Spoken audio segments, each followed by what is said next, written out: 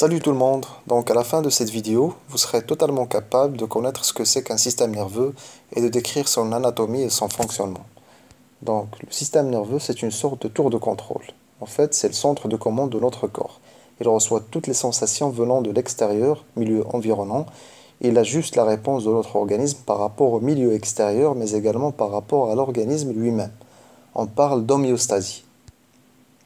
Donc le système nerveux est responsable de plusieurs tâches, du développement de nos facultés intellectuelles, des mécanismes de la motricité volontaire, des sensations qui nous mettent en relation avec le monde extérieur, soit penser, agir, sentir, entendre, voir. Du fonctionnement des glandes, de nos organes, du fonctionnement de la nutrition et de la croissance de la cellule. C'est quoi les fonctions du système nerveux? En fait, il y a trois. La première fonction principale, c'est la fonction sensorielle. Il reçoit l'information sur les changements internes et externes. Ces changements sont appelés stimulus. Ils sont reçus grâce aux récepteurs sensoriels. En fait, il y a plusieurs types de stimuli. Par exemple, le froid, le stimulus au chaud et à la douleur. La fonction intégrative ou d'interprétation, où le système nerveux interprète l'information reçue et décide de l'action à prendre. La fonction motrice, la réponse qui a été prise lors de la phase de l'intégration ou d'interprétation est transmise aux muscles et aux glandes. Comme exemple, le stimulus, le fait de voir un verre d'eau par l'organe sensoriel qui est en l'occurrence ici l'œil. Donc après cela, il y a l'information sensorielle qui est transmise par voie sensitive afférente vers le SNC, le système nerveux central. Après une phase d'intégration et d'interprétation, la réponse motrice est envoyée par voie motrice efférente, soit aux muscles ou aux glandes. Il faut savoir que le système nerveux est subdivisé en système nerveux central et en système nerveux périphérique. Ce dernier est subdivisé à son tour en système nerveux somatique et en système nerveux végétatif. Donc c'est quoi le système nerveux central?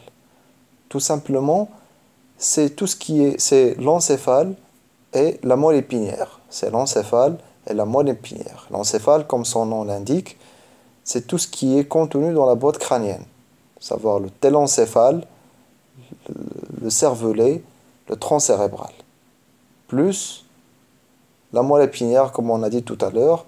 Donc, c'est le système nerveux central. Donc, je répète, c'est l'encéphale plus la moelle épinière. Et puis, le système nerveux périphérique, tout simplement, ce sont les nerfs qui jaillissent de ce système nerveux central, à savoir les nerfs crâniens, les 12 nerfs crâniens, et puis les nerfs spinaux qui jaillissent de la colonne vertébrale, qui contient en l'occurrence la moelle épinière. À titre de rappel, ça peut-être qu'on le verra dans une autre vidéo, pour mettre en place une certaine terminologie, on parle, j'ai dit tout à l'heure l'encéphale et puis le télencéphale. Quand on parle du cerveau avec ses deux hémisphères, on dit cerveau, c'est un terme de vulgarisation qui peut être utilisé par monsieur tout le monde, par le profane de la science, comme on dit, mais c'est en fait c'est le télencéphale. Quand on parle des deux hémisphères, c'est le télencéphale. Et ce que vous voyez là, le schéma que vous voyez là, donc est séparé en deux. À gauche, on voit les trois vésicules, les trois premières vésicules qu'on voit dans l'embryogenèse, dans le tube neural. Donc dans le cadre de l'embryogenèse, dans le tube neural, il y a trois renflements qui représentent les trois vésicules cérébrales, à savoir le prosencéphale, le mésencéphale et le rhombencéphale. Le prosencéphale donne naissance au télencéphale et au diencéphale. Le mésencéphale reste le même, et puis le rhombencéphale donne naissance au métencéphale, le myélencéphale et à la moelle spinale.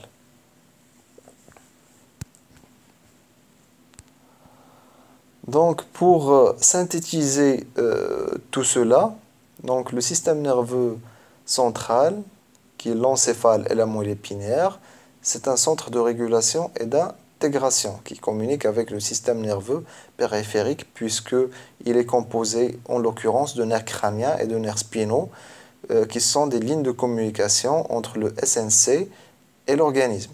Donc, les voies afférentes, les voies sensitives qui ramènent l'information vers le système nerveux périphérique sont des neurofibres sensitives somatiques et viscérales qui assurent la propagation des influx nerveux provenant des récepteurs vers le SNC.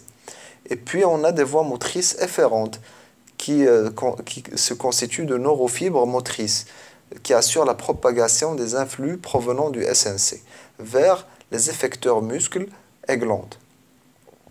Puis ce système nerveux périphérique, comme on a dit, se décompose, se subdivise en système nerveux somatique et en système nerveux autonome. Le système nerveux somatique, c'est un système nerveux qui est volontaire, composé de neurofibres motrices somatiques, assure la propagation des influx du SNC vers les muscles squelettiques. Précise, vers les muscles squelettiques. Ce qu'il faut retenir, c'est que c'est un système nerveux volontaire et il assure la propagation des influx du SNC vers les muscles squelettiques, alors que le système nerveux autonome est involontaire. Il utilise les neurofibres motrices viscérales. Il assure la propagation des influx du système nerveux central vers le muscle cardiaque, les muscles lisses et les glandes. Donc ce système nerveux autonome se subdivise lui-même en système nerveux sympathique et parasympathique. Sympathique, j'aime bien la métaphore que le sympathique, c'est l'accélérateur et le parasympathique, c'est lui le frein du corps. Alors le sympathique, c'est lui qui est responsable de la mobilisation des systèmes de l'organisme dans les situations d'urgence.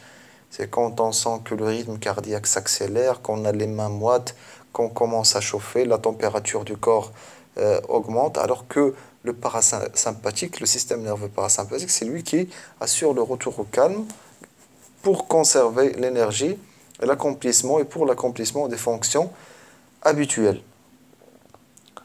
Sur ce, notre vidéo a pris fin. Merci pour votre attention et pour votre temps.